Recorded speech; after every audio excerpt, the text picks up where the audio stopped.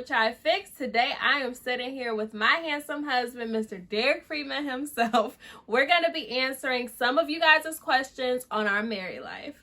If you're new here, make sure you like, comment, and subscribe so you could be a part of Mama Tried. Could you be serious? This is serious to me. So, Mr. and Mrs. Freeman, how did you guys meet? So, I met Shay while we were attending college. I don't want to say crazily, but I can say crazily stalked her Instagram a little bit. He was stalking me. We had a mutual friend, kind of asked about her just to see if, she was seeing anybody at the time. She wasn't. So I was planning for the day that I would make my move, and by fate, my car had broke down and I ended up on the bus. So I get on the bus and I see Shay on her phone, not paying me no attention, texting or whatever. So I hit her up on Instagram and say, hey, where are you? I was literally sitting right next to her. And she looked up and kind of gave me some eye contact, smiled. From there on, I made her my gym partner. He tricked me. Invited her to a show. Was my first date. Her mother, both of our phones died, and her mother was getting ready to call the police and send the search dogs out for us. Got her home, and a couple months later, I took her to prom. Then, maybe 5 months after that, I proposed to her. She said yes, and here we are. Here we are. 2 kids later. 2 kids later. So, you guys, if you could spend 24 hours with your spouse, what would that look like for you? I mean, it's so crazy right now with the quarantine because we can't really do things outside of home.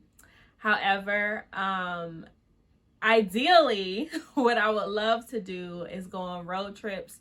When we started dating, we did road trips quite often. Mm-hmm. So it was always a time for us to have that time together. Derek would actually make CDs for us to listen to in the car. And we would listen to the CDs. And I mean, used to make like 2-hour-long CDs and things for us to listen to the whole way. And we would spend a day somewhere shopping, going to different places to eat, and just having a good time wherever we decided to go. And then we would literally go back home that night.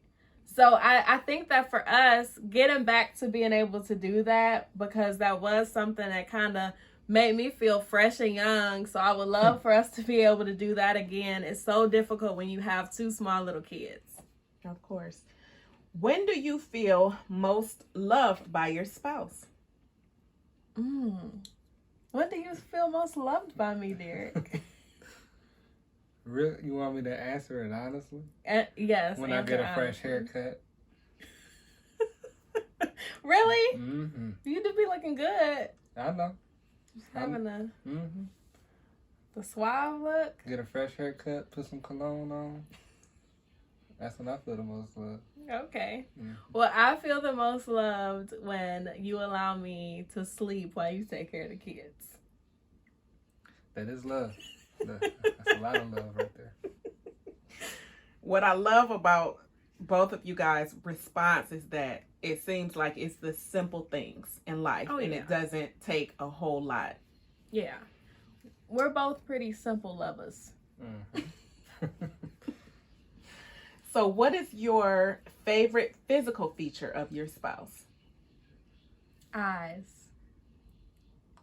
And it's probably the eyes, because whenever he's in trouble, he does this thing with his eyes with me. No, I don't. It's like a puppy love eyes, and it gets me every time. So I don't look at him when I'm upset with him, because the eyes will throw me off, and then I'm not mad anymore. So you gotta can't look at the eyes. What about you, Derek? Physical feature, I would probably say lips. Yeah, they're very voluptuous lips that she has. Yeah.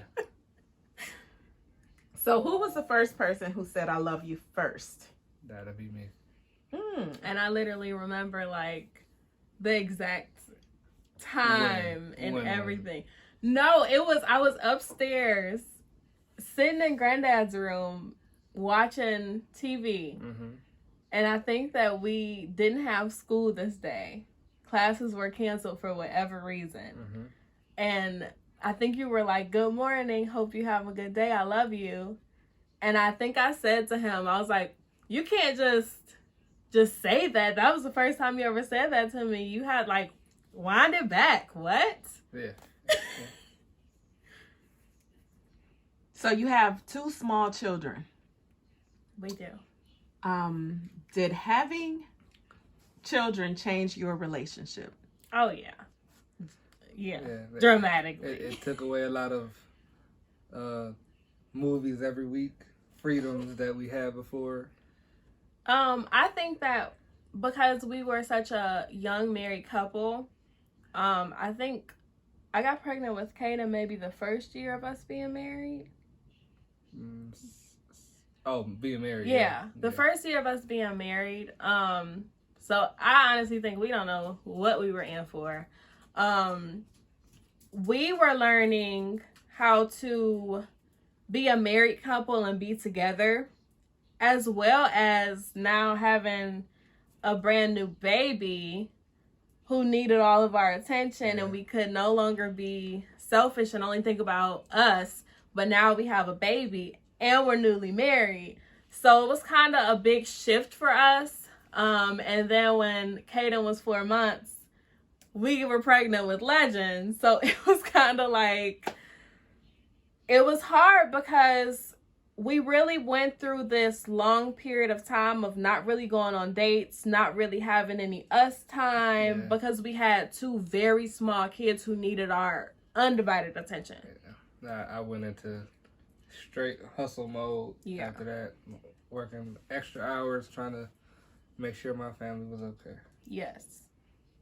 So, do you feel that it is important to remind each other that although this has been a shift in your lives, bringing children into your space and into your world, that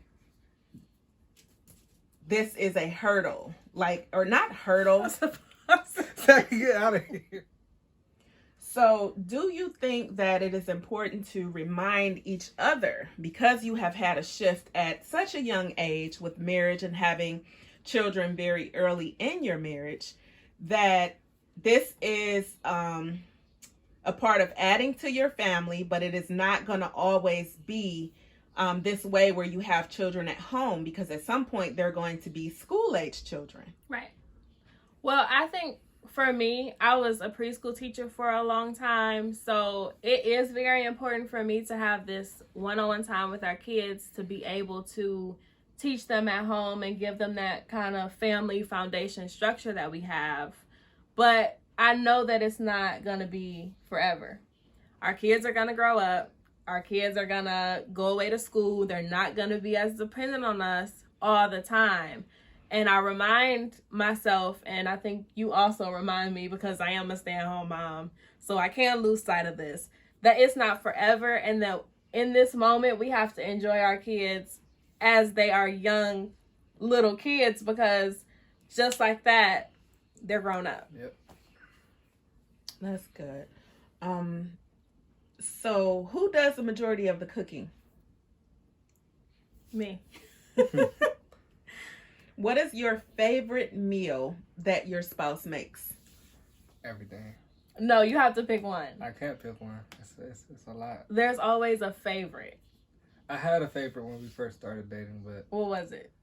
It was the special chicken you used to make with the my secret sauce. Secret sauce.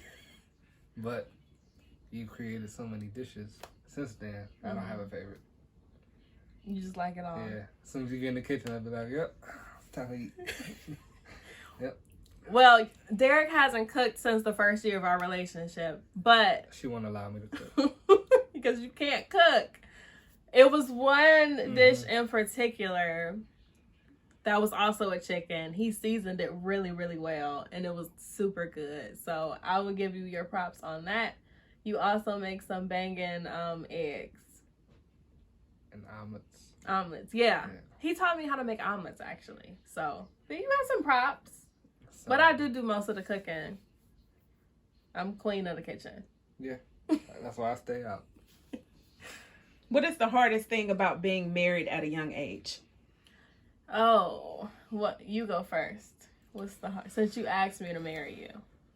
The hardest thing, I wouldn't even say it's too hard because it's not a lot of things. It's not hard in the sense of wanting to be out like other people our age. Like I'm already a homebody. Like if I'm not going to work or maybe to the gym, there's nowhere else I would rather be than to be at home with my wife and kids. So I'm not the clubbing type. I don't go out to the bars too often, I would say. Maybe only 2-3 times a year. But the hardest part it would probably be maybe living in a social media age where there's a lot of it's a lot of different things on the internet. So just kind of trying to stay focused on what you have in front of you and focus on your family and not spending too much time on social media. It could be a distraction. I agree. I think it is pretty hard when I think our generation isn't really focused on marriage. So for us to kind of have that mindset and be in a marriage and have a family, you see some of your other friends who are not married, don't have kids. A lot of our friends aren't really in that stage of life yet. So I think that for us to have this and our friends are kind of like dating or our friends are going out every weekend and kind of have this freedom, that could be a challenge for us because I think that sometimes we might be feeling like, well, I know I can speak for myself. Sometimes I feel like I might have missed out on some things, just like young things, but they really don't matter and they're not essential to my life because I've made my own path. But it could just kind of like be something that's in the back of your mind sometimes as you're getting older, like, oh, I didn't really get a chance to do this, and that. However, I'm eternally grateful for what I have created with my husband and the family that we do have. What does your support system look like with regard to your marriage? So for us, I think we both have had really good marriage. I'm sorry. We both have had an example of a great marriage, which for you is Abuelita and Abuelito. Yeah. They were married at 14. Yep, 14. 14, they're still together. For me, it's my great-grandparents, Jean and George, who were married at, Granddad was 19, or no, Grandma was 19 and Granddad was 21, which is when we got married. So seeing these 50-plus year marriages, one, we know we could do it. One, we know that you're able to have this life together where you still see that these people love each other. There's still love there. So that's great support. We often ask our grandparents questions on how they, keep their marriage happy or disagreements that they've had as well, because what got them through those disagreements. I always sit and ask my grandfather, what did you and Grandma used to argue about, or things like that. Our moms are very supportive of us and the kids. So we have our family around us, and that's the most important thing to us. Derek's friends have always accepted me since day one. They've always been like super nice to me, and just when in regards to our relationship, I remember your best friend having a conversation with me, just basically saying, Derek has been ready for this, and I know that he's going to do right by you. You're like amazing woman. You're perfect for him. Like, I just remember like everybody just kind of surrounding us in like love. Yeah. So I'm very grateful for that because everybody does not have that. I have a great relationship with my in-laws. So, and I think for my family, my mom kind of took you on, even when we were dating, as like her son, you know? And my grandmother, who has passed, loved Derek. Derek used to bring her flowers and soups. So I think that we've always, from the beginning, just kind of had the family nurture our young relationship. They were very loud about the warning signs of just being careful, and you guys are young still. Make sure, you know, you're not doing things too fast. But our family has always been behind us in this relationship. What is the best marriage advice that you've ever received? Oh, that's a good one. You go. The best marriage advice I would think that I received is to never go to bed mad. You took mine. So this one is a firecracker over here, and there's a lot of things that can spark this firecracker over here, and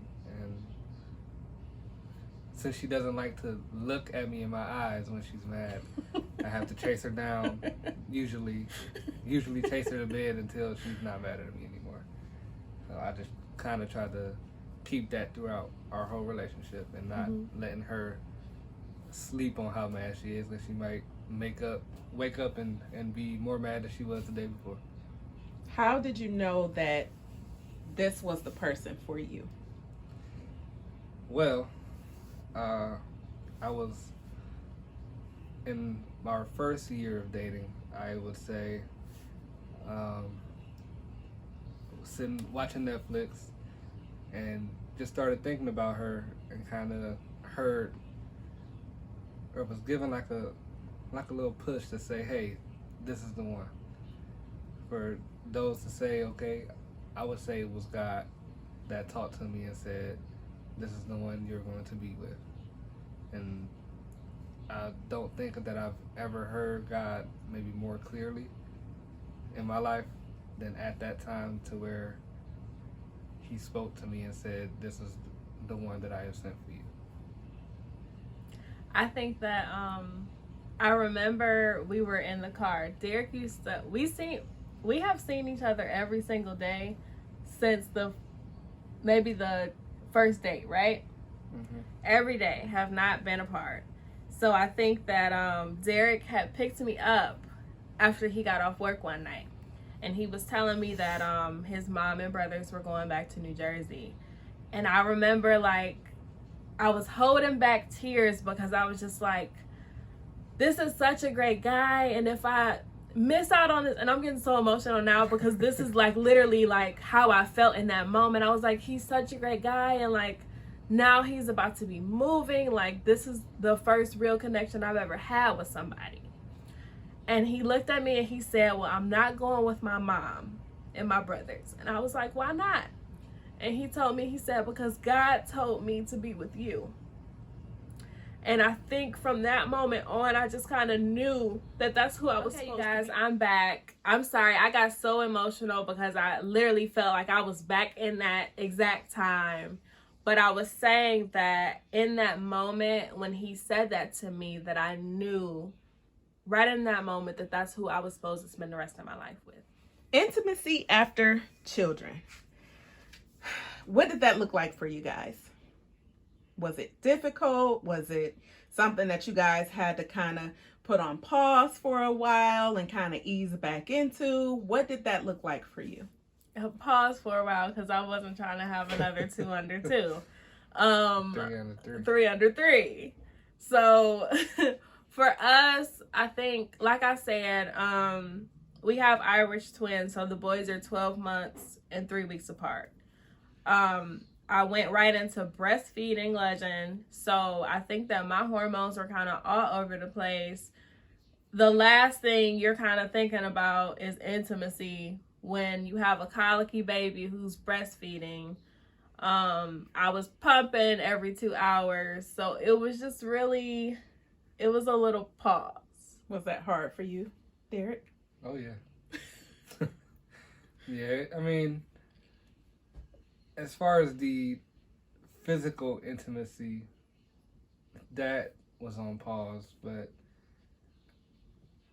seeing what my wife was going through at the time, the emotional intimacy had to kind of cover the place. Yeah, kind of had to take place of, was working double time basically. Right. So to take care of the physical and emotional. And it's hard because I went through postpartum depression after I had Legend. So that was also something that took kind of a jab at our intimacy as well, because I'm kind of on these mood swings. My mood is up and down.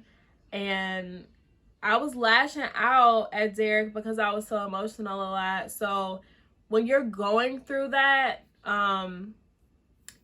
it could be pretty hard to be intimate when you just got done yelling at your spouse. And these were not things that I would normally get upset with Derek about. They were small things, but because of the hormones, because of the postpartum depression, they were like times 10. So are there plans for a bigger family for the Freedmans? In the future. I'm one and done. Like, one more is my only, I will only give you one more child. Yeah. That's it. That's it. And let's cross our fingers that it's a girl. Yeah, like, seriously. But I think for me, I like the attention I'm able to give my kids right now. And realistically, you have to think, am I going to be able to give my attention to 3 kids right now? No, because my plate is full. I have 2 small kids. I'm taking care of my grandfather. So right now, realistically, it would be selfish, I think, for us to even think about having another kid, because that would be taken away from the household in a sense. So I think that, once we're maybe 2-3 years down the line, we'll have a discussion as to whether or not we want to have another kid. I would love a little girl, but it's not promised.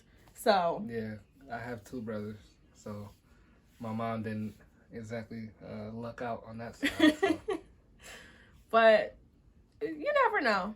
Whatever God throws on our path, we're ready to tackle it and face it. So if another child is for us, it is for us. Well, that concludes our questions. We thank you for being so open and transparent and sharing a piece of your life as a married couple with us viewers. Bye, guys.